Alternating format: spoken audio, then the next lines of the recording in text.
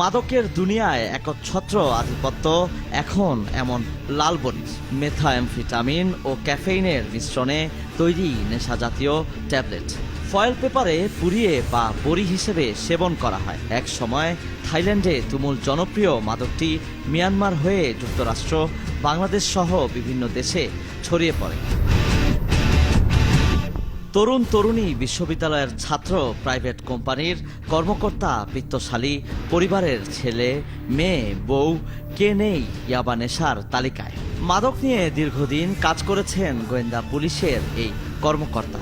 আর টিভির সঙ্গে মাদক ব্যবসায়ীদের নিয়ে কথা বলেন তিনি। 80% ক্ষেত্রেই দেখা গেছে তারা এডুকেটেড এবং চাকুরিজীবী কিংবা ব্যবসায়ী এবং সামাজিকভাবে প্রতিষ্ঠিত শ্রেণী, যাদেরকে মানে আউটলুকিংয়ে কখনোই হয়তো বা সেভাবে মনে হবে না যে তারা মাদক ব্যবহার করে। ইয়াবার ক্ষেত্রে যে জিনিসটা এসে দেখা যাচ্ছে যে বিক্রেতা শ্রেণীর মধ্যে নারী তো আছেই আগের মতো, বরং ইউজার হিসাবে এখন নারী যুক্ত হয়েছে, যেটা কিনা আগে ফেন্সিডিল বা গাঁজা বা হেরোইনের ক্ষেত্রে অত নারী ইউজার দেখা যেত না।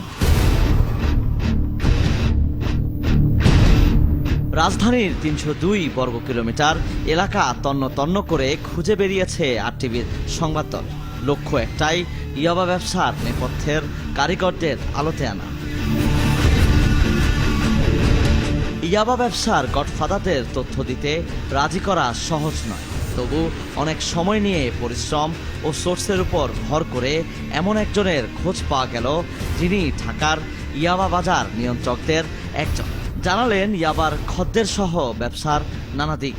আহালিয়া চলে, দলিপাড়া চলে, যেমন আমাদের পাকুড়িয়া চলে, আপনার উলুদহা চলে, হ্যাঁ, তো সেক্টর বিভিন্ন সেক্টরও চলে এগুলা। তারা যেখানে থাক, যদি কয় যে তোমার ওখানে জায়গা আছে কিনা, আমি 5টা ইয়াবা নিবো, খাবো, তো অনেকে কয় আছে। যে ফ্ল্যাটে গিয়ে খায় তারা, ওই ফ্ল্যাটে তার মেয়েদের না, ওই ছেলেদের না, ওই ছাড়া ইয়াবা ব্যবসা করে তারাই বিভিন্ন মানে ফ্যামিলি সাজাইয়া ওই ফ্ল্যাটটা লয়। ফ্ল্যাটটা লওয়ার পরে ফ্ল্যাটে আপনার মাদক চলে, আবার মুসলিম কাজও চলে। হ্যাঁ, দেখা যায় তাদেরকে ইয়াবা টিয়াবা নেশা জাতীয় খাওয়ায়, তাদের সাথে দৈনিক মিলন করে আসে। রাজধানীতে পুরুষদের সঙ্গে